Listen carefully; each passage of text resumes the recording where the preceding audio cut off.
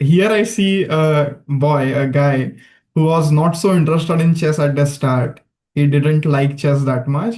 And then for a Harry Potter game, he started playing the game of chess. And along the way, he became the Grandmaster. Like at the end, he became a Grandmaster. I would say that I owe a lot of improvement to opportunities to play in tournaments. Playing a lot is extremely important. This is what I try to do nowadays as well. If I can't play a classical tournament, I try to play a lot online, analyze my games, and take as much as I can from them. And also, many players can argue that, well, I play a lot, I travel a lot, and I'm still stuck. Probably you're not learning from Mm. your games. Or you think you're learning, but in reality, you're not making right conclusions.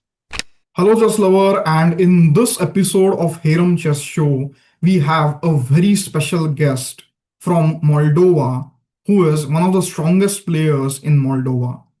His name is Grandmaster Lashkin Jegor. And today I'm going to ask him various different questions so that you can benefit and understand amazing things about chess. So let's go to the interview. Hello, everyone, ladies and gentlemen, boys and girls. So today we have Grandmaster Lexin Igor on Heramb Chess Show. So first of all, Grandmaster Lexin, welcome to the Heramb Chess Show. Yeah, thank you. My pleasure to be here. Yeah. Okay. So Grandmaster Igor, the first question I have for you is, can you just tell us how your journey started, how you got introduced to this game of chess?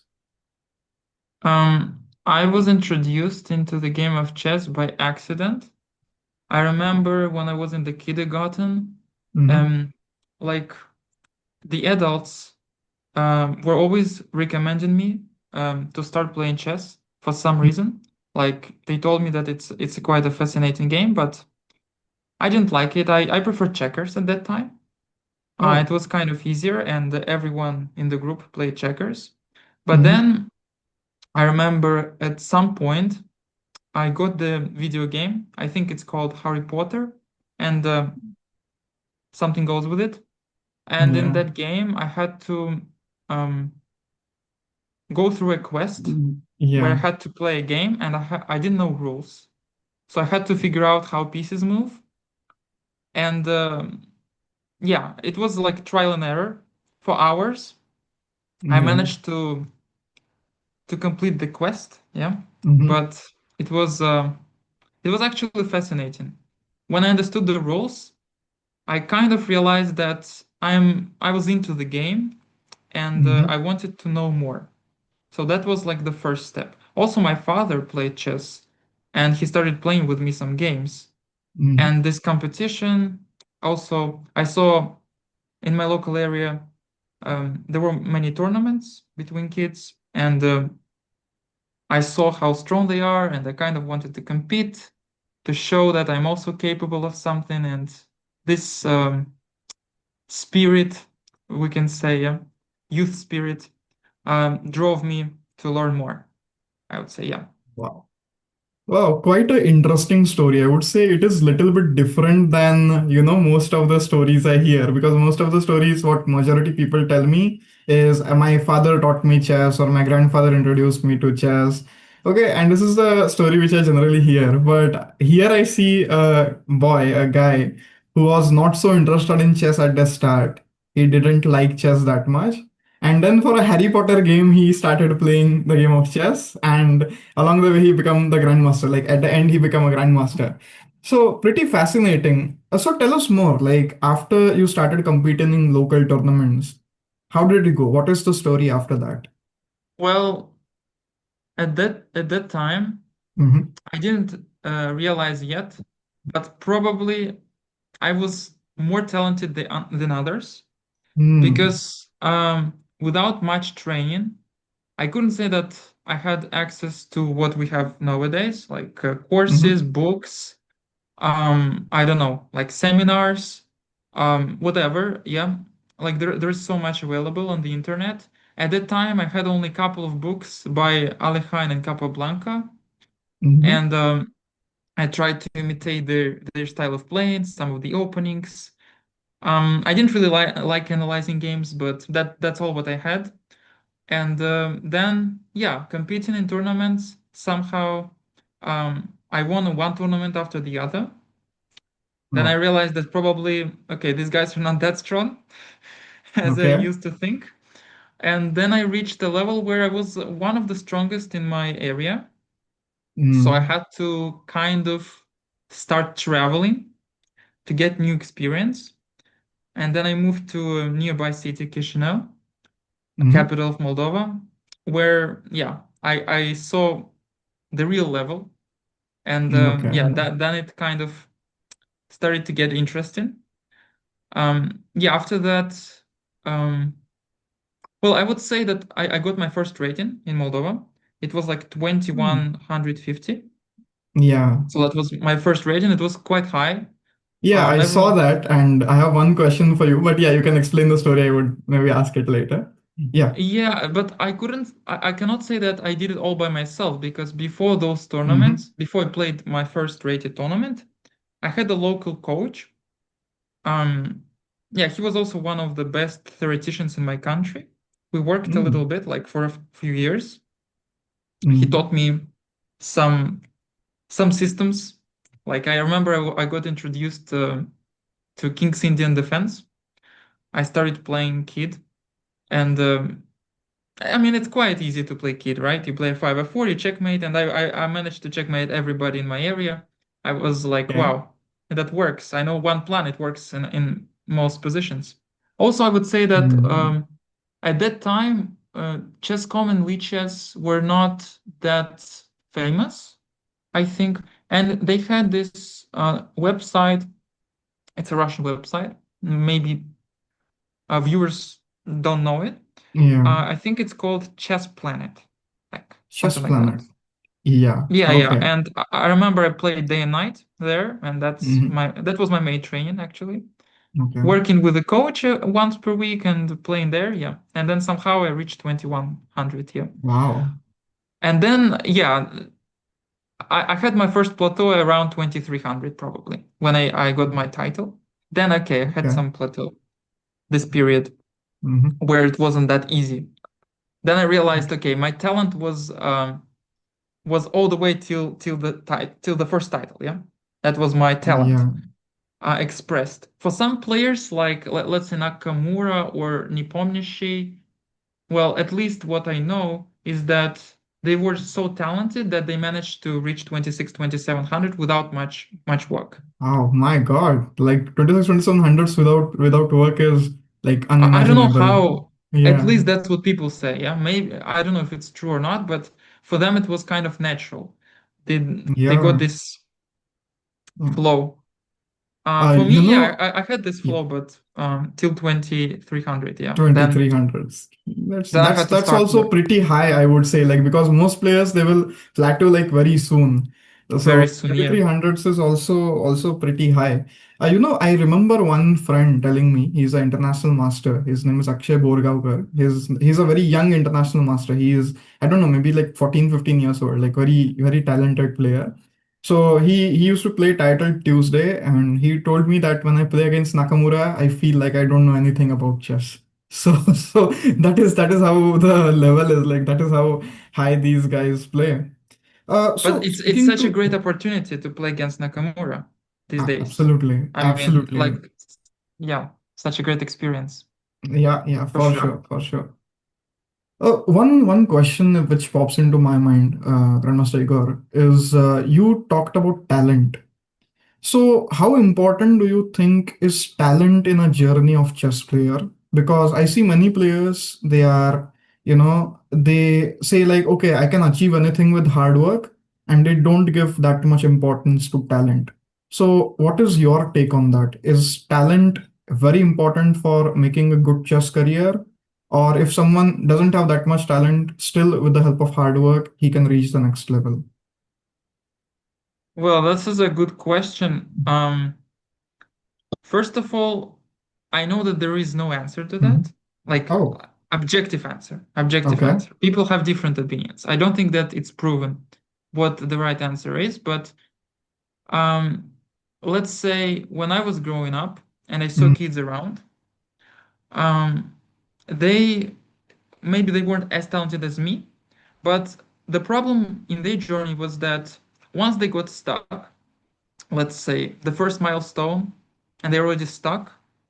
And for me, I was like first, second, third, I was like the flow. They see it. They see that some kids succeed. I'm not getting what I want. They get bored. They get frustrated. They don't have the right Mm-hmm. psychology because they're kids, and no one is teaching them. And then they're like, Mm-hmm. okay, I'm gonna quit. Mm-hmm. So they quit. So if we talk about these Indian like youngsters, Gukesh, Nihal Mm-hmm. Sarin, they had the right, first of all, mentors, and who taught them, or maybe not mentors, but parents, I don't know, but they had the right psychology, the right attitude towards the hobby that they had, chess, and they managed to go through the obstacles. Again, they are talented, probably, but Okay. I don't know how important the talent was in their journey. But I know for sure that they worked really hard to get the Mhm. results, and regardless of the failures, yeah, they knew that it's another tournament. There is a lot ahead. We just need to keep doing the right thing, yeah. Show up 100%, and that was the attitude. Do your best. Um, don't worry about things you don't control. Like these are just things that they are taught from the childhood. I think it's quite important. So if you don't have that and you don't have talent, then you're gonna be stuck and probably will quit. And then, like Mhm. some people, I know some friends, in 20 years, they're like, I love chess so much. Why did I quit? Something like that. Ah, okay. Interesting. Interesting. And they even feel like they were talented, Mm-hmm. but they realize it in 20 years. And they understand that their potential is not unleashed, yeah, let's say. And they feel discontent, some regret, probably. Got it. But so I think Okay. it's quite important. Interesting. Talent is important to give this push. Um, and then when you are stuck, you know, okay, I mean, I've gone through so many things. I'm already ahead of most people, so I will just keep doing what I'm doing. Yeah. It's much easier to continue the work when you've achieved a certain amount of progress Mm. compared to the people who started and then they're stuck and yeah. They So quit chess and that's my take they on this. slowly That's my get chess. Very interesting, Igor. Because when I was in Goa recently for the World Cup, so to see the live Mhm. games, I had an interaction with Levon, so Levon Aronian, and Yeah. what he told me is talent is extremely important. That's what you say, but he said like it's not just talent. The talent should keep working hard. If the talent doesn't work Exactly. hard, then maybe an untalented person who is working hard, he might leave the talent back. But if both are working hard, then the talent will go up. And the person Yeah. who is untalented, he will remain a little bit down. That is what his Let's take say was. Yeah. like the talented person works 5 hours, let's say, Hmm. hypothetically, Yeah. and the non-talented person should work probably 10 or 12 hours to compensate. Okay. Ah, yeah. Maybe, Yeah. Yeah. Maybe. maybe that's Maybe. what Levon Got it. meant. Yeah. Got it. Uh, Got it. but Yanni Nepomuchy reached 2700 without much work. Maybe that's a rumor. I don't That know. is that real? Like I don't know. Like it seems like so crazy. But anyways, So like crazy. maybe we don't know. We Great, don't great. know. That was a really interesting discussion, Igor. Thank you for sharing your thoughts on that. One more thing that you brought out is the importance of a mentor. So, can we know who was your mentor and how he has helped you in your journey so far? Well, my mentor, I don't know if his name would help because he's Hmm. not known in the chess world Okay. for Mm. sure. He doesn't have a title, which is quite Oh, interesting. wow. Yeah, he's around 2000 FIDE, Hmm. um, and he had a very good understanding, like of the modern theory. He knew so many Hmm. lines, modern directions, trends. Um, he was like keeping up with all the trends, followed the main lines, mainstream lines, yeah. And competing in tournaments, he was kind of always complaining, I remember.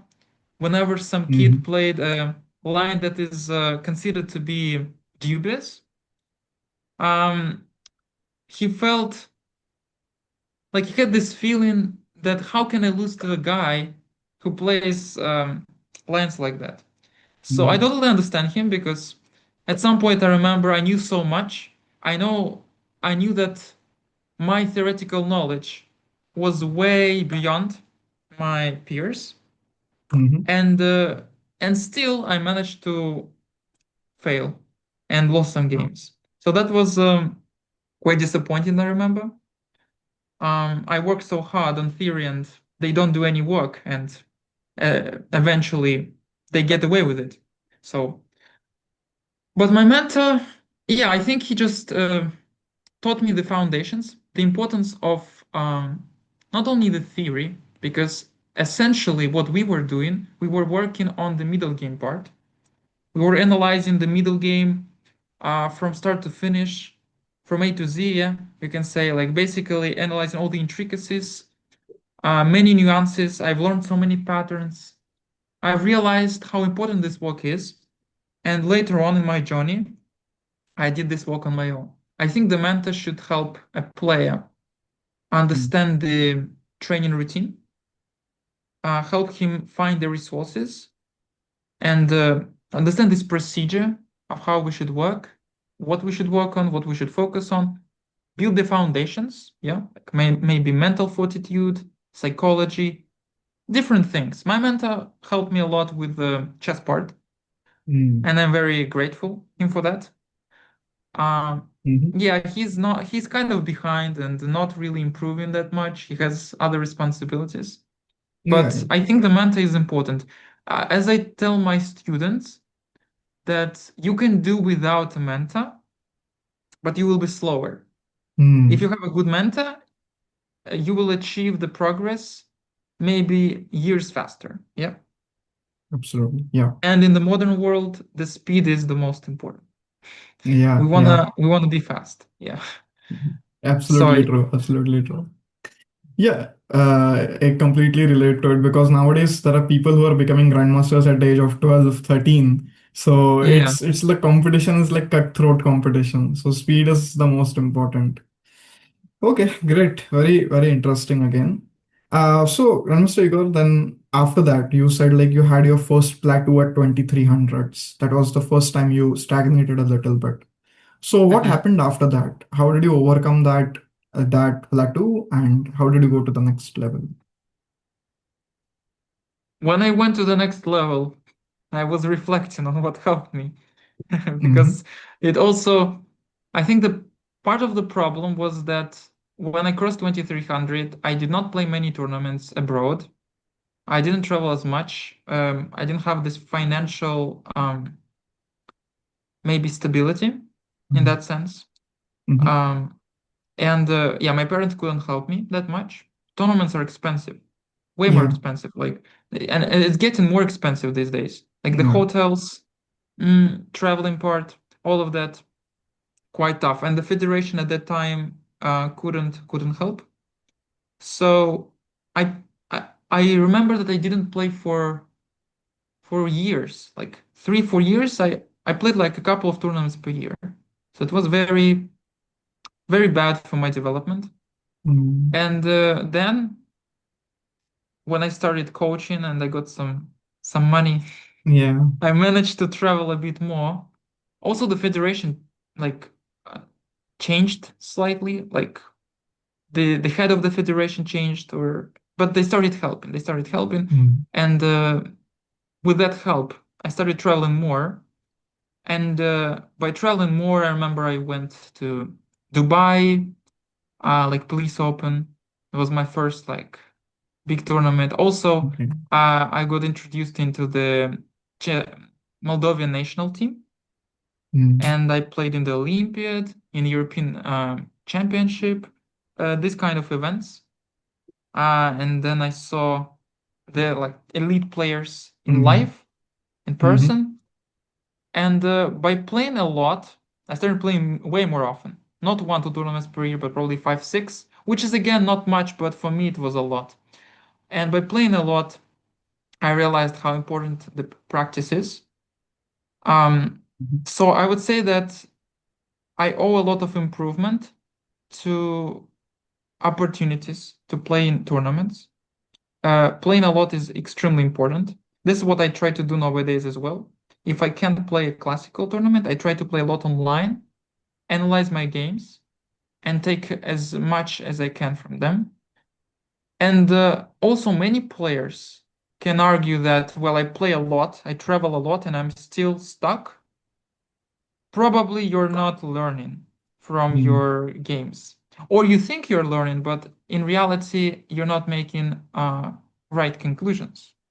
Mm. I think Okay. reflection plays a big role here. Many players are not taught how to reflect on their games and how to take away as much as possible. Um, and again, maybe it's a natural gift, right? Like some analytical skills.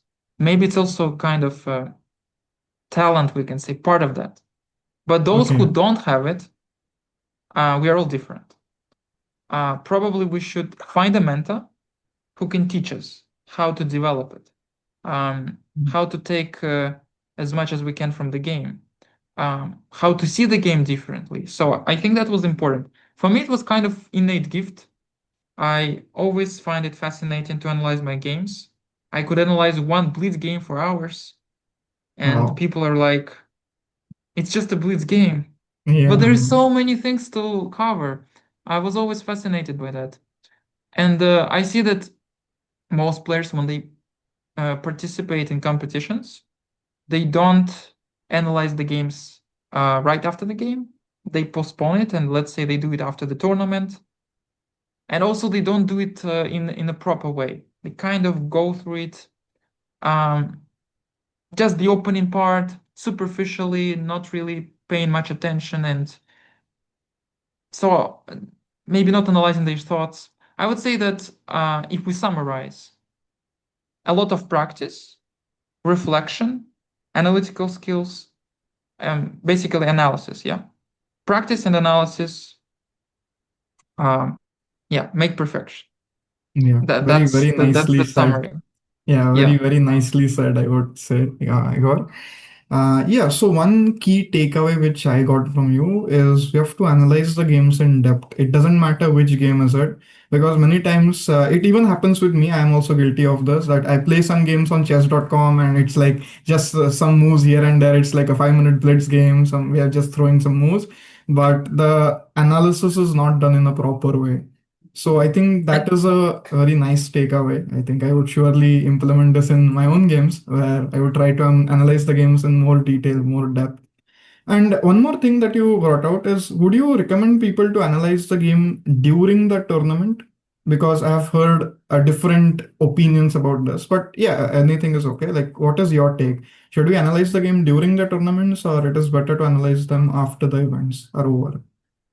well, I would say during the tournament, Okay. as I do, but not because Mhm. I do it. Um, I try to be objective. Because if you don't do it, then let's say somebody can implement or prepare a trick that that you struggled with in the previous round. Maybe like some prep, right? Let's say I played one system. I had problems. My opponent put up a lot of pressure. Maybe I drew, equalized. And then in the subsequent rounds, my opponents went through the tournament, found my hole, yeah, my flaw, improved on it, and then they play it again. And then who knows what happens, yeah? It's better to be Yeah. prepared. So we gotta be prepared. If you do it after the tournament, you will regret because yeah, you failed basically two times in the same system. Yeah, we don't want to allow that. Okay. Also, it Okay. helps like in the next rounds. Like I talk to some players and I tell them, why don't you analyze the game? He says, what's the point? If I have certain weaknesses, I will work on them after the tournament. I can't fix them now. I'm like, Hmm. okay, but you have to let's say, tell yourself maybe affirmations. What should I focus on in the next game? In this game, I blundered this, or in this game, I didn't find the right plan, or I allowed counterplay. Whatever your conclusion Mm. is, in the next game, you want to make sure that that doesn't happen. But if you just play the next game without analyzing the previous one and you don't even know what was wrong there, or you kind of know but not fully, then I think it's not professional. Professionals always analyze during the tournament. That's my stake. Maybe I'm wrong. Okay. Yeah, yeah, no, no, that's completely fine. That's actually very well put. Like if you don't understand your mistakes in a game, then maybe you will repeat them again. You'll maybe repeat them in the future rounds as well. Nice, nice. That was another interesting point, Igor. Okay, so Igor, coming back to your journey, what is your goal now? What is your ambition in chess now after reaching the Grandmaster title? The Grandmaster title wasn't the primary goal itself. It was Wow. a byproduct.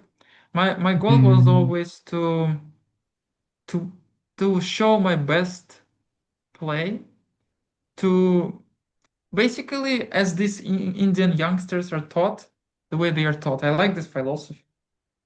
You Hmm. just have to express the best version of yourself. So I don't quite care about the rating, about the title. I just want to show my best play. And I'm very disappointed when I know that I make mistakes in positions where I'm not supposed to. Like I know that it's in my competence to make the right moves here. So I want to be, well, I want to be the best player. Yeah. And this is my ideal, probably not attainable, because the best version of ourselves is something we are chasing, but probably not going to reach. It's always ahead. Like I want to be a guy in 5 years, like my version in 5 years. Then in 5 years, I will Got it. say, I want to Hmm. be my version in 5 years. So it's Nice gonna be 5 years. forever. So probably my goal is like 2700, um, competing with strong players. And if that doesn't happen anyway, I'm happy to play, yeah, and compete. So Wow. Nice, something like nice. that. I'm getting a lot of great insights from you, Igor, because I see this a lot of young players, they are obsessed with titles, with ratings. But what you're saying is like that is a byproduct. That is something which comes along the way. It should not be the main focus that you have. It should be like I have to become a better player myself, right? It's And so hard though. mm, Like I know it, but in the competition, when you know that okay, the title is so close, like the norm is so close, you think, well, I want to catch it. yeah, So okay. Yeah, emotions take over. Yeah. So I had one story like in the last week I was interacting with Grandmaster Bojan Maximovic, and mhm. what he told me is two times he was very close to the norm, the GM norm, and in the last round, something used to happen. He used to miss that and he used to lose the game. Something used to happen and he used to lose his title. And then finally, like at the this year, he completed his title. He became a grandmaster. But yeah, But like early. yeah, I can understand like what you are saying. That's like one game and you can become grandmaster. If you lose that, you never know like when you will become grandmaster, right? Like because you don't know. Also, I think regarding the Grandmaster title, um, like it's not just playing regularly because when I played in round robin events or in the open events, I Mhm. see strong players like grandmasters. They don't achieve the norm. They don't need the norm. Hmm. But if I look at their performance and their points, they are not proving that they are grandmasters, basically. Like I remember Okay. in one round robin tournament, I had to score 6 points, Mhm. and all players in that tournament, there were a lot of GMs, nobody scored six. Like Oh. nobody. So I was like, why am I supposed to score six? None of them scored that. So, Okay. and I always felt it that I had to show performance of a guy with 2600 plus. Like I had to be Mm. 2600 plus. I had to compete with these players. I have even to beat one of them, if not two, because in all the tournament when I scored my norms, I I won two games, I think, against 2600s. Two or three Oh. games. I had to win. And this is so hard. Like Mm. uh, so I feel like when I got those norms, as if I as if I got not the GM title, but like super GM title. That was my feeling. It Yeah. was so sweaty. Yeah, it's Hard. incredibly hard. Like only a handful of people in the world they become grandmasters. So yeah, great. And you completed the title this year, or like when did you complete your GM title? Yeah, this year it's already This year. yeah, I think it's already updated. Yeah, it's updated on the feeder. Yeah. Um yeah, so like basically for me, I went from FM to IM since I Hmm. haven't played much. Like it took me 5 years maybe. I Oh, haven't played okay. many tournaments. So it was a big break, like I said, a plateau. Then from IM to GM, I went like in 2, 3 years, I think. Okay. Yeah, from Oh, IM to GM it was 1 year, I think. Yeah, it was like in 1 year from IM to wow. GM. It was very fast. I think it's called a compounding effect.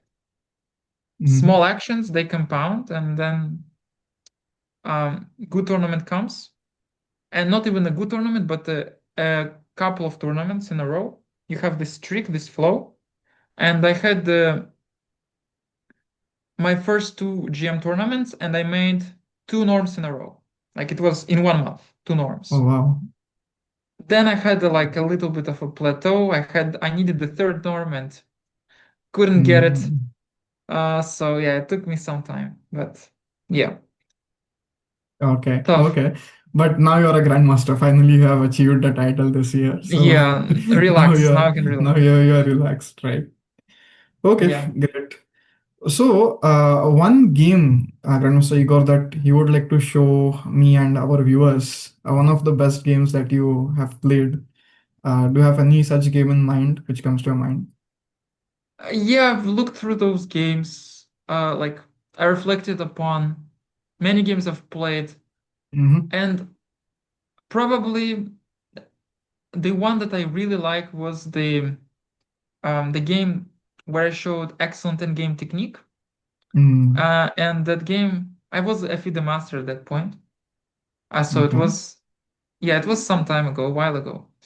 But I think I will choose that game for a couple of reasons. First of all, I was Sure. very happy with my technique, and secondly, it's quite simple to explain. It doesn't have many complications, subtleties, Mm-hmm. and there is a clear lesson from that game. Mm. Like we can learn how Sure. endgames work. Sure. So, Sure. Sure. You can share your so screen. You can. I'm You can. sharing my screen. Yeah. Sure. Hey, hope you enjoyed this amazing episode of Hiram Chess Show. Now, if you want to take your chess to even greater heights, all you need to do is click the link below and join our 1 day special workshop. Right now, we are doing it at a very discounted price. So, what exactly are you waiting for? Click the link below right now and join our 1 day chess workshop to take your chess to greater heights. I picked this game. Sure. Um, so is my screen visible? Yeah, your screen is perfectly visible. Okay, perfect. So I show it here in ChessBase. That works. Mhm. Yeah. Okay. Yeah, perfect. So I played against a national international master, Mhm. um, one of the best players in Moldova as well. It was just a regular open event. So Yeah. the opening part wasn't that important. It was a Bogo Indian defense. I played e3 following the Sam Shankland's course on d4. Okay. Yeah, like it's so nice to have courses from top players. Mhm. They have already done the work, and A you lot just of need work. to Yeah. copy. So yeah, my opponent was already out of the book. I still followed the course. Yeah. Yeah, and after bishop g4, I was out of the book, I think. Mhm. So here, I did not play in the best possible way, but it didn't really matter. The game Mhm. quickly transited into an endgame. So after knight c6, I had a couple of options, and I chose knight d5, which simplifies. And yeah, we reached this endgame very quickly. Like from the opening. Yeah. So more or less, I could keep it more complicated, but I decided to trade everything off. And I did Okay. it. I did it not because I wanted to draw, but I genuinely felt that this endgame should be better for white because of the uh, slightly more preferable pawn structure. Mm-hmm. Probably it is preferable because we have more space, a little bit more space, yeah. But the engine claims equality, like nothing to talk about. So here rook e2 is the threat. So I played rook e1, prophylaxis. Rook e8 was played, yeah. So now we trade everything off. And Oh, sorry to interrupt. Rookie 8, can't we just take knight? Oh, sorry. Sorry, my bad. Yeah, yeah, I forgot the knight on f6. Yeah. knight f7, no, knight f7, yeah, the knight on f6, Yeah, sorry. knight is on f6. Yeah, sorry. Yeah, yeah. So here, again, to win this game, I don't want to trade everything, right? I want to Hmm. um, keep at least a pair of rooks. Why only a pair of rooks? I can't keep two rooks on the board because black is already threatening rook e2. Yeah. And to retain any winning chances, I want to keep some pieces on the board. So I traded it off, and now rook e1 would just lead to a draw. Yeah, probably. So I decided to play f3, stopping rook e2, Mm-hmm. and keeping the game going. So now my opponent is threatening h6, probably. So I played knight e4. It's a good rule of thumb, not only in endgames, that when your opponent wants to attack your piece, you better move it away in advance. Mm. Like Okay. here, why should I wait for h6? I play knight e4 and then h6 is useful for black. So Mm. now after knight e4, bishop e4, yeah, we have this endgame. So this is like the the part where it gets interesting. We quickly Mm. played all these moves. We had a lot of time on the clock. Like I think I had an hour here, and I was enjoying myself. Yeah, my opponent offered me a draw, and I think that to be title players, one has to learn how to win in simple Mm. endgames, even in drawn endgames like this. Mm. Like Magnus, yeah. Magnus wins a lot Yeah. of this. So we have to learn that. So let's see how I manage to convert um, Mm. something that is not convertible. Okay, f5, bishop d3. So f5 probably he wants to bring the king in. Makes sense. Bishop d3, and now yeah, king g8. So now we need to think what to do. So in the endgames, we have a generally we have two main plans. Uh, I remember I read it in the book. So one plan is we want um, to push past pawns. That's a very simple one. Yeah. Unfortunately, we don't have any Don't have past pass pawns. pawns The second plan is we want to to attack attack weak pawns, right? weak pawns, but there are no Yeah. weak pawns. No Yeah. weak Okay. pawns. But in endgames, there is we need to think about the pawns differently. Like, what is Mm. a weak pawn? In the middle game, a weak pawn is the pawn that is not defended by other pawns. In the endgame, we can give the same definition. And in this case, it would mean that a7 is weak. Looks probably dubious, yeah? What are we talking Yeah. about? How is a7 is weak? It hasn't even moved. Yeah. But this is how I think about this. So Mm. b7 is weak. C7 is weak. Why? Because they cannot be protected by pawns from the eighth rank, right? According to the rules. G7 is weak and H7 is weak. So D6 is not weak because it's guarded. F5 is not Yeah. weak because it can be guarded. So Jesus. these Okay. 5 pawns are weak. It doesn't help us though. How do we attack them?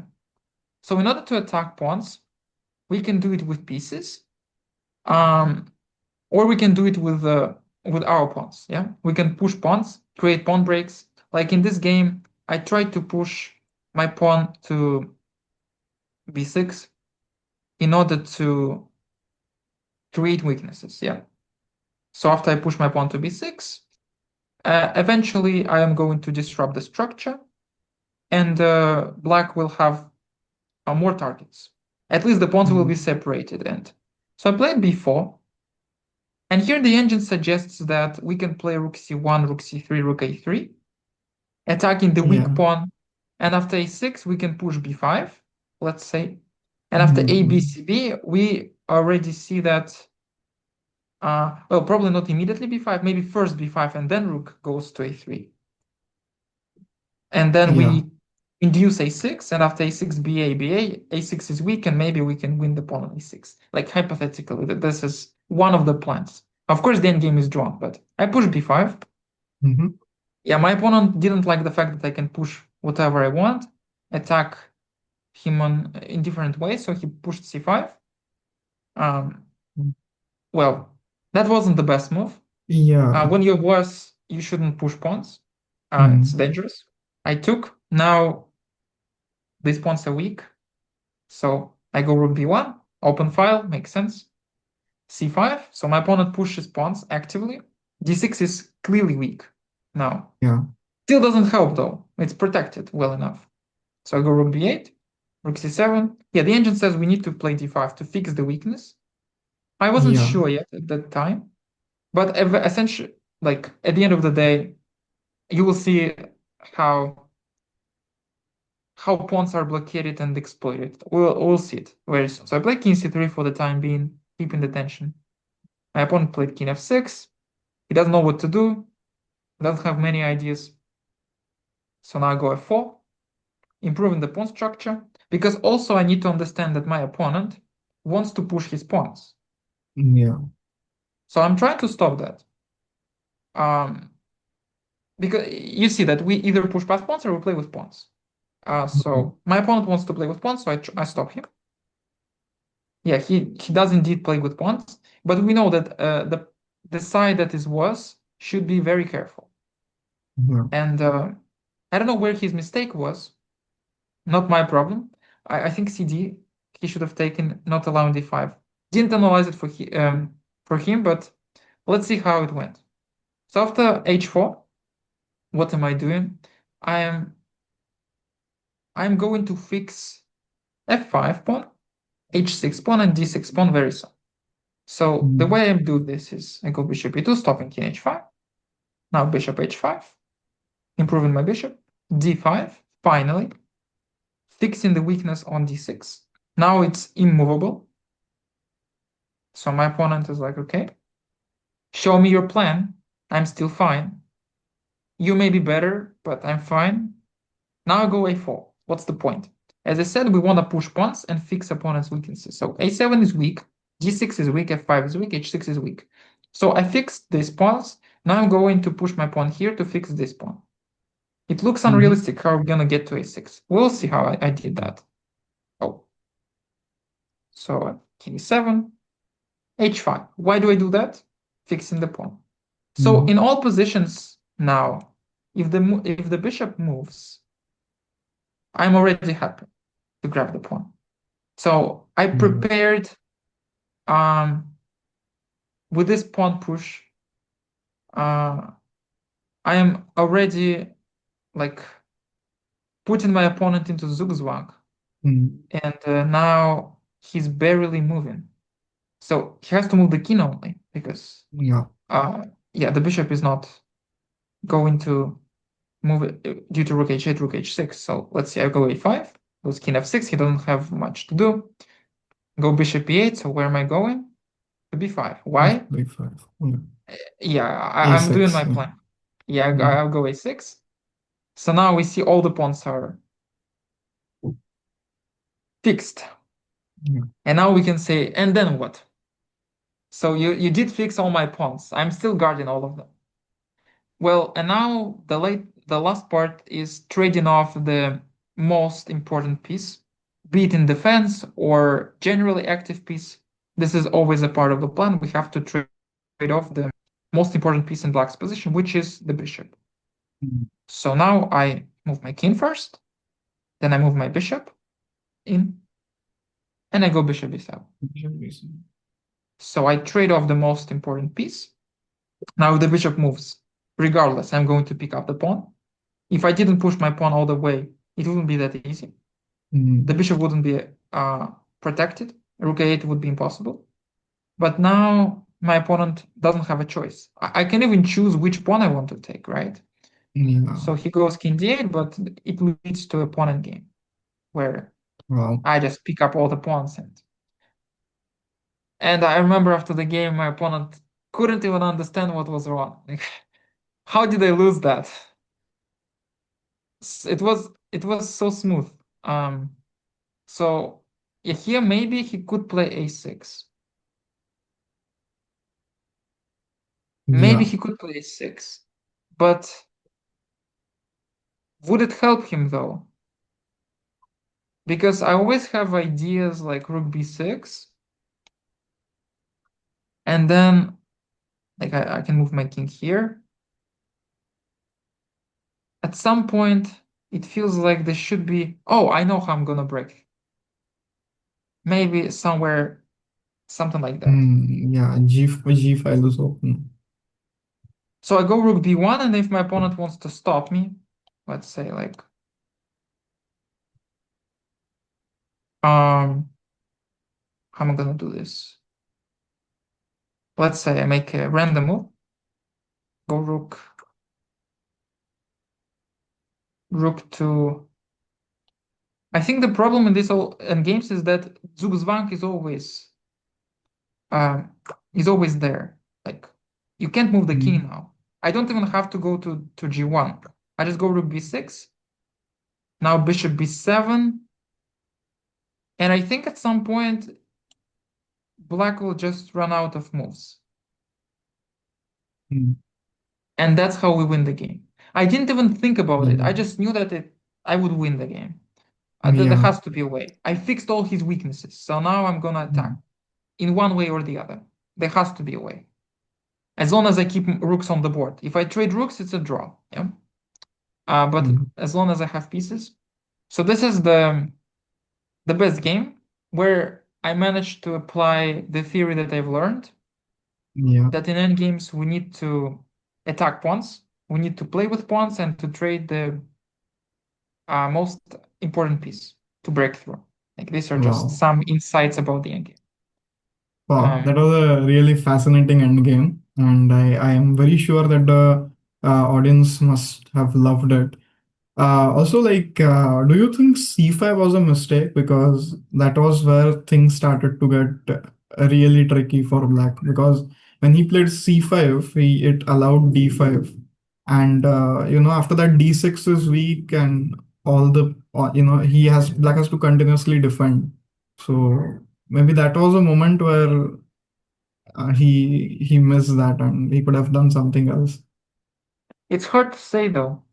Yeah. Like when you play c5, you think that you have control over dark squares, Hmm. and usually we are taught that in endgames we should put pawns on the like with bishops on the opposite color of the bishop. Yeah, like Yeah. here the bishop is light square, so we put it on dark squares.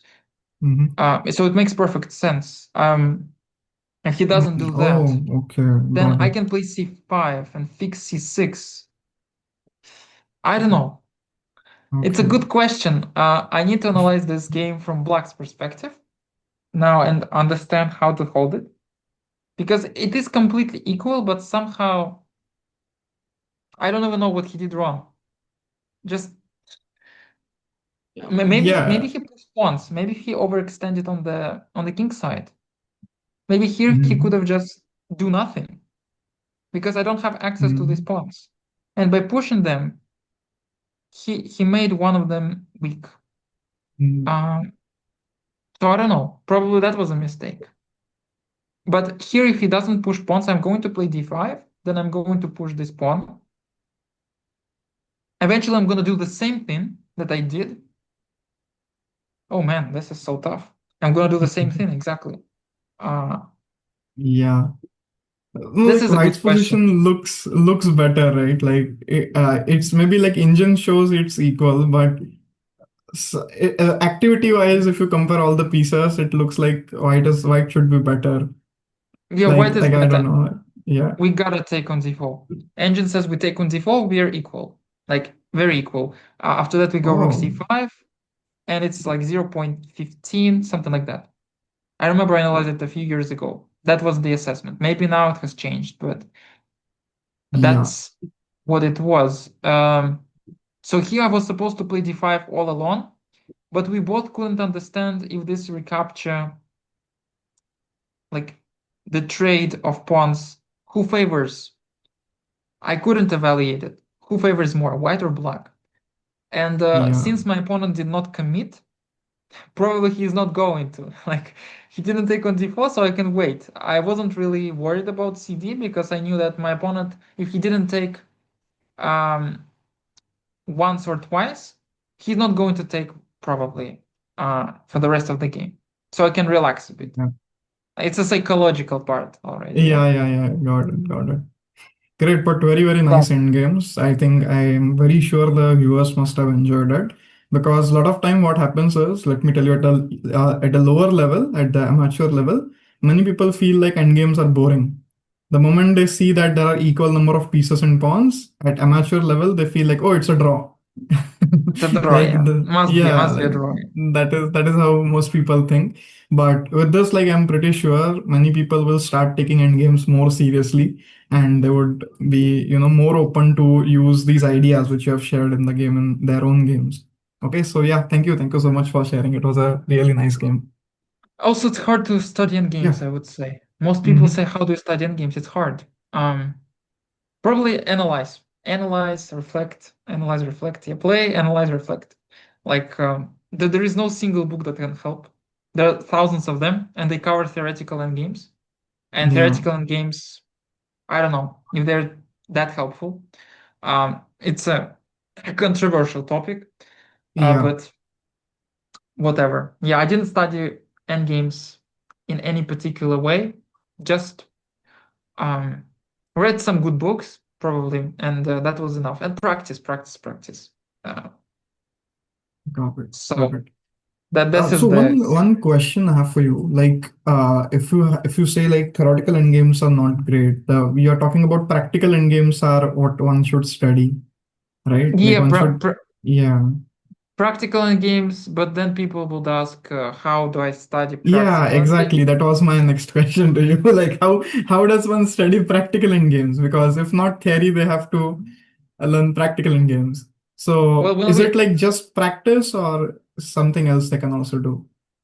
when we encounter in games of let's say strong players, we see that strong players often get endgames, and Mm-hmm. analyzing those endgames or playing them with an engine, checking different moves. I remember I did this practice on chess. They have this feature, practice with engine, Mm-hmm. not with levels, but on the analysis board. You can practice with engine, and I could pick any endgame position from the opening, any opening, like regardless. Just some random endgame position that I was interested in, that I could potentially get. And I played it around with engine for both sides. Mm-hmm. And I got outplayed with white and black. Regardless of how symmetrical it was, I was completely outplayed. And then when you see how easily you're outplayed, it makes a lot of sense to analyze those positions and learn from the engine. Like, how does it outplay? What tricks does it use? What does he do exactly? How does he play with pawns?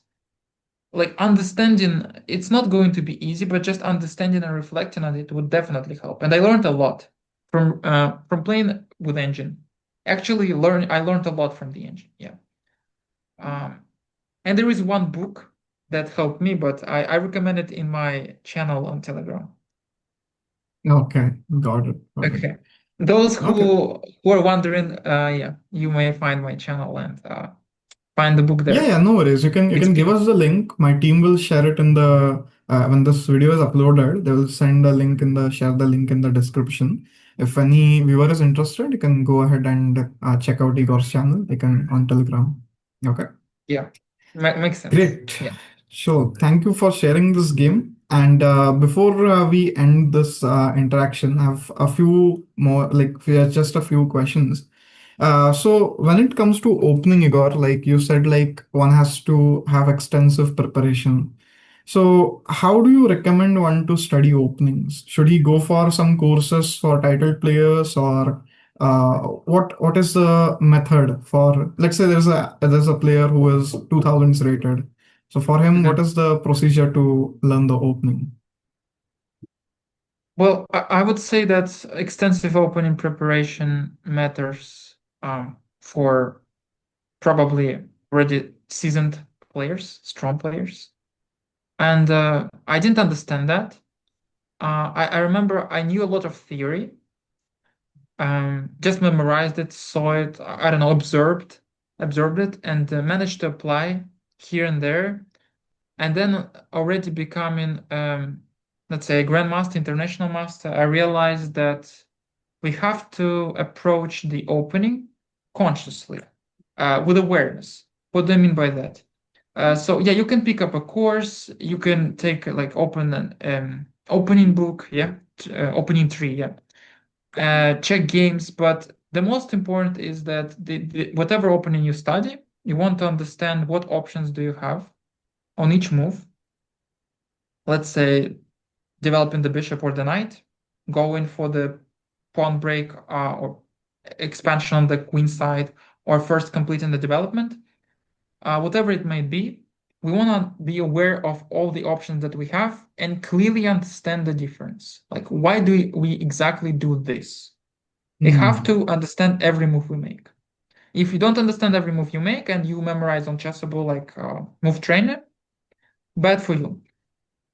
That's not Okay. going to work. So I would say that whatever you do, do it with full awareness and immerse yourself in the process. Yeah. Hmm. And yeah, materials they're like everywhere. Yeah.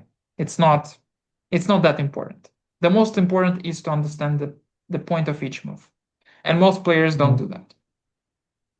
Wow, very, very interesting insight. So I see many players, they have the complete opening, they have like it's like completely mugged up. And that is not the right approach. Like you should not Mhm. mug up the openings. You have to understand the moves first and then you have to remember them. That is what I understand from this conversation. Right? Yeah, true. I used to memorize openings, Yeah. especially when I learned and found out about Chessable. I definitely tried the features, um, and the courses. But soon, what I realized was that when I competed in tournaments and played a game, and I was out of the book or I didn't remember them, I tried to kind of recollect my preparation Yeah. or, find a way to make the position look like it was in my file, Mm-hmm. something like that. And then I saw a move that I kind of liked in the game. I look at the move and I think, okay, this move must be good. I like it. But I remember that this move never was mentioned in the course. It's like never mentioned. It must be bad. If it wasn't mentioned in the Wow. course, it must be bad. But it's not bad. It was also a good move. But since I got used to the fact that I worked with Chessable with courses, and the moves that are out there must be the best moves, and I thought that they were the only moves. If you don't make them, you're gonna lose the game. That was the mindset. I don't know if all players have that, but I had this problem. And now I realized, like in my last tournament, when I got the last norm, no, it wasn't the last tournament, but yeah, I got the last norm there. Um, I had these funny games where I play like, for the first time, I think, in my life or something, against some 2600. He plays Snydorf. I go like bishop e3, and then in a couple of moves, I'm out of the book, which is like insane. If you're a grandmaster, how can you be out of the book on move six in such a complex opening like Sicilian, especially Najdorf? Because people say Yeah. you have to know Najdorf. Like Yeah. if you forget something in the Najdorf, you're screwed, right? That's what they say. And I was like, okay, we don't know anything here. It's a theory. It's probably like everybody played thousands of games here. I started playing E4 for the first time. I don't know much of that. I don't remember my prep. Maybe I didn't have a prep, whatever. But I managed to find all the good moves. on my own. It takes a little bit more time, but if you can think and you know how to find moves, and your faculty of reasoning like works, you don't need to know theory. You just understand the process of selection. Yeah, you know how to select moves, and you do Hmm. it by training. So mostly, I think I focused on when I was training on selecting different options, comparing them, understanding the difference. That was my primary focus. I didn't focus on the moves. Uh, that wasn't the goal. Yeah, I tried to understand the every line, every detail. Well, it's a lot of work. Yeah, what can I say? Got it. Got So it. Got it. Got it. So no basically, secret, whatever, there is no secret, but you have to understand what you are playing. That is what I understood from this conversation. Okay. right? Good summary. Great. Yeah. It was an amazing conversation, Gaur. Just before we go, I have one small request. Can Yep. you play a game of chess with me? And just to make it more interesting, can we play it 1:5? Uh, Like I have sorry. one Can we minute. play it? How? Sorry, like Yeah, to yeah. So make you it will have 1 minute. I would have 5 minutes. Can we do that? without increment? Of course, without Uh, increment. yeah, of course, without increment. Okay. I'm just 18. I'm just 1800. So I'm not like very Sure. strong. Where though? Yeah, in FIDE, of course. Like not in chess.com. In No, no, FIDE. no. I mean, play on only chess or just com? Chess.com we can play. Yeah. Okay. Sure. Only chess would be If you easier, if but you yeah, it's up to you. Leeches have to see my ID maybe to check that. the thing with the chess.com is that they have this little lags and they always Uh, take 0.1 like milliseconds okay, per okay, move, got it. and yeah, pre-moves don't really Yeah, make a I have difference. the Leeches account is already logged in. Yeah, we can play on Yeah, Leeches let's now. let's do it on lichess. Yeah. Yeah. Okay. Just give me a minute. I'll just share my screen. So I think, can I challenge you here? Or, On my main account, yeah, you know my main account. Mind Crusher. Okay. yeah. Maybe actually, how do we do this? So you challenge me like 5 minute game and then I'm waiting, right? Yeah, yeah. No, no, don't wait. Like you have time till 4 minutes. Okay. After that also, Ah, of course, or that's should you, smart. or do you want to wait? Like it's up to, because if you wait, then they will say like they will abandon the game. Okay. Right, right. Yeah, yeah, yeah, of course. That Yeah. this is smart. Huh? Yeah, of course. Yeah. Makes sense. Okay, let's do it. What's your Lakshman Igor is the ID? No, fair chess. Fair chess. Wow. This one. Yep. Still I am though. Still I am. Here But it is I am, but in FIDE it is updated as Grandmaster. yeah, So yeah. I mean, yeah, they don't update for some reason. Yeah. I'm yeah, still waiting. Um, yeah, okay, so you challenge me? Yeah. yeah. I go for blitz. I don't use leeches that much. Sorry. Okay, Can I? Yeah, probably I challenge. should do that. No, no, that's Challenge, okay. yeah, challenge. Okay. Okay, this is the first time I'm doing this. Like 5 to 1 odds. Okay. Interesting. Yeah. All right. Okay. We'll just start the challenge. So if I have less than 4 minutes, I resign, right? No, no, don't resign. Like continue the game. We can still continue the game, maybe. But yeah, like you would have one I minute, I would lost. have five. Yeah, something like that. Okay, sure. Should I start? So yeah, we can start. Yeah, I think. Sure. Okay.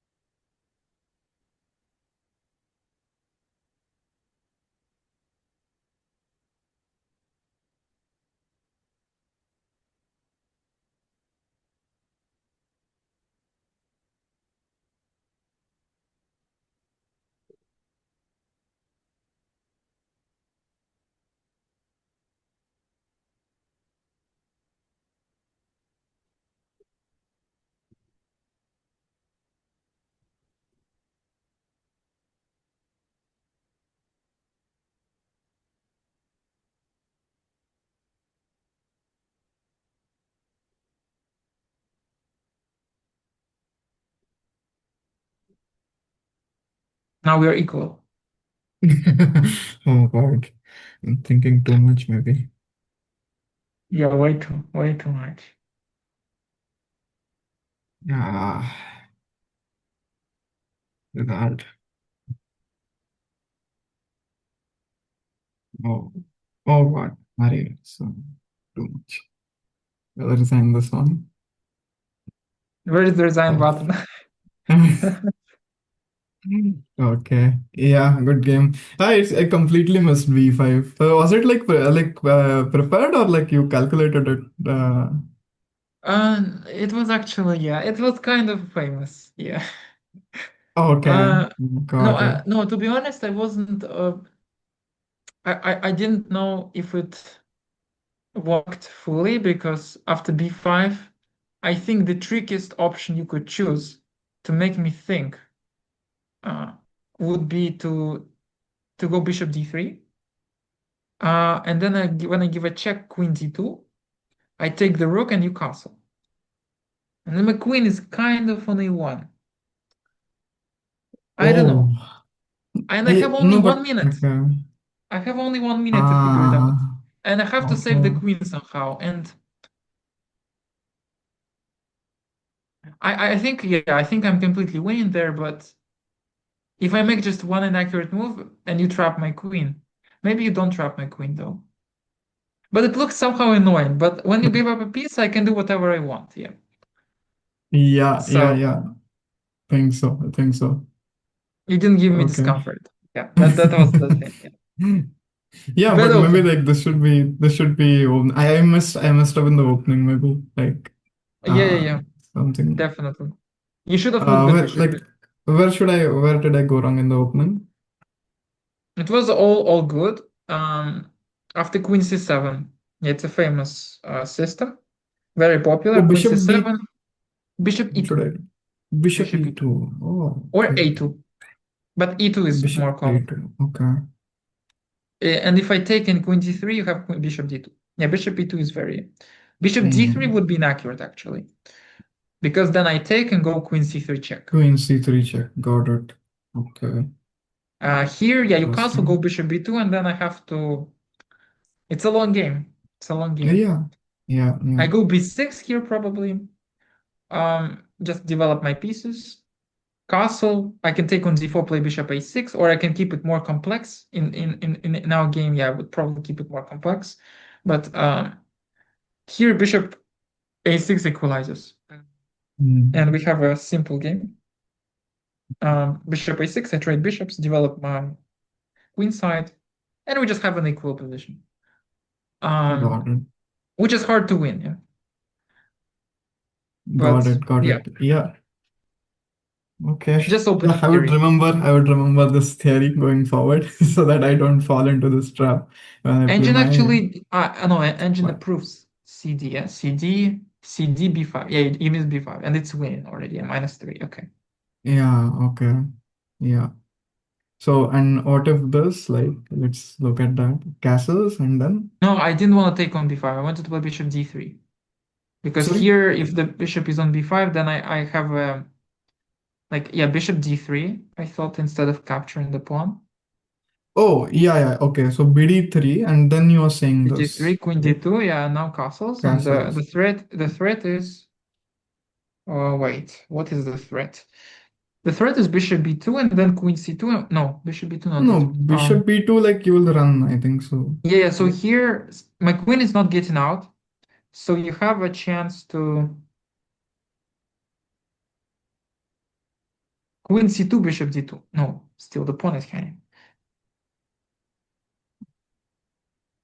It looks scary.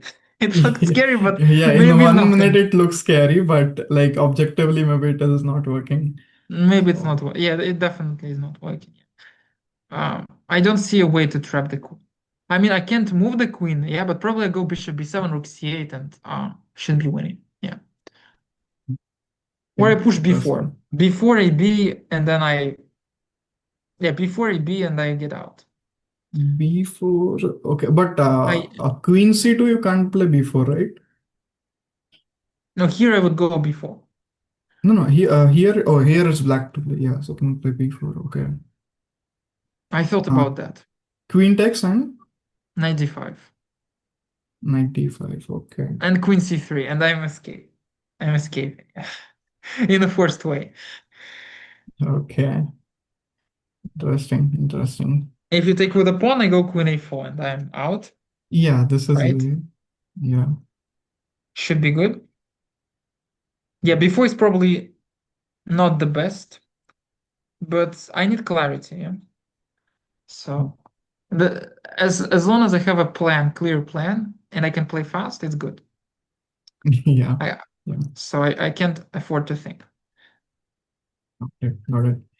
You Great. took a lot Thank you of so time. much. Yeah, it took a lot of time. I have this bit like I keep thinking, and I was losing, right? So I had to like after B5 it was over. Like I did not It was expect over. B5 at all. Yeah. Okay. You want Good to luck. switch colors and play one more, or you want to stop it Sure, here? yeah, let's do You it. can Yeah, play. let's do it. Let's play one more. Let me just go here. You want to try, yeah?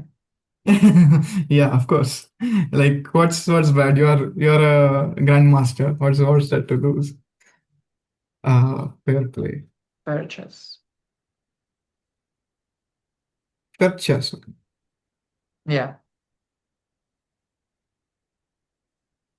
yeah.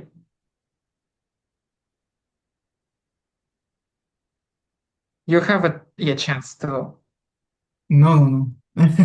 I I'm just Okay. happy I get a chance to play with you. Oh, I'm again white somehow. No, okay, let's do it. Okay, Yeah. fine. Okay. Or is it? Oh, game aborted. Okay, fine. I'm just saying much. Okay, perfect.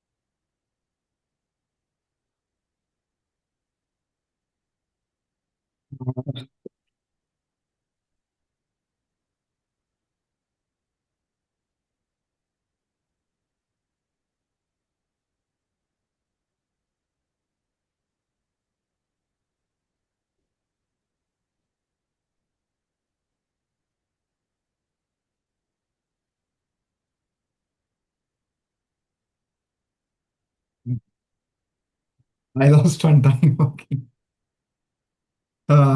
Okay. Wow, great. Definitely. Very nice playing with you. Great, you play really with great speed. Like you have only utilized, I see, 20 seconds. Wow. Well, the thing is, when you think, I think. Yeah. Yeah, got it. Thank you for thinking. Yeah. Great. Yeah, if I play fast, then you will get no time. But I don't know if my move qualities will match. Tell me one thing. When I played Rook C8 here, was could I have also played C5? Like I was thinking about Yeah, that, you or should have played C5. You should have I played should have C5. played C5. Okay, but Yeah, I thought like let me prepare a little bit that was then. a Yes, must. You C5. had to play C5, and Okay, after that I would tell. go B3 Okay. maybe, and then Queen B2. Um, Mm. and it's just a After small that, you move. will play B3. B3. B3, Rook C8, Queen B2. Wow. Prophylaxis. Yeah. Prophylaxis against C4 and also against Yeah, Rook C8. Yeah. And then I can go, I don't know, like Knight F4, Knight E5, same thing as in the game. Rook D1, just putting my got pieces it. out, moving them forward, and then you should figure out what to do. Okay. And at one point also, like when I played Rook C8 here, B5. Now here again, C5. like should I play Yes. C5? Ah, Yes, you should play okay, C5 got it. I again. should play C5. Yeah, Got it. you have an IQP, but if you don't play C5, then you don't have a plan. You need to play C5 to activate pieces. Piece Got it. activity is important. So like after takes, here you will play Queen A4, right? Or you will play Queen B2. Like which move? What will you do? Queen B2. Well, first of all, I wasn't. Yeah, Queen B2. I thought Queen B2 Queen or Queen B. B2. Yeah, Queen B2. Yeah, Queen B2. Then I thought you had like Queen B6. Yeah. But No, this I saw. maybe I was afraid of this move Queen A4 for some reason. Like no. I Now don't you know. have Queen A, Rook A5 or Queen A5. Rook A5, Queen like use this B2, to open file. So Queen B2, Queen B6. I can take and play Rook B1. Still better for Queen me. Queen B6 is this no? Like Rook B1 is No, no. coming, right? I mean, when I go Queen B2, you can probably go Queen Uh, B6 because I take in yeah, Rook B. yeah. I I take saw in Rook B. this. This is I okay. take in Rook B1 and I'm better. Okay, So takes and Rook B1. yeah, and then you lose the pawn. Oh, okay. Yeah, I didn't see this. Maybe not Queen B6, but you're suffering for sure. Yeah, Maybe that's Queen. I don't know. It's tough position. okay, Maybe okay. C5. Maybe not with the rook. Maybe Knight C5. Knight takes C5. Okay. I mean, maybe not even Uh, taken. Like you can play Queen A5 as well. yeah, this looks very strong. I just Uh, feel that you have to push. Maybe if you don't play C5 immediately, you should play Queen E7 and then C5. mm, Preparing C5, but C5 should be on your agenda. You played A6, then Queen D6, Rook D8. All of that was not really, not required. Yeah. well, it just was a planless type of game. Yeah.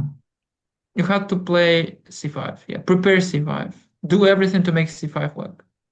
Mm, got it. Got it. You've got nothing else. Great. Great. Thank you so much, Igor, for playing with me. And thank you for this amazing interview. I'm very sure that the younger generation of players will love this and pick up amazing things from what you have shared today. I thank you a lot once again for coming to the Yep. Heramb Chess Show and wish you continued success. Hope you achieve your dream of 2700s one day and Thank you. you become a super grandmaster. Sure, my pleasure. Yeah, Yeah. thank you. Thank you.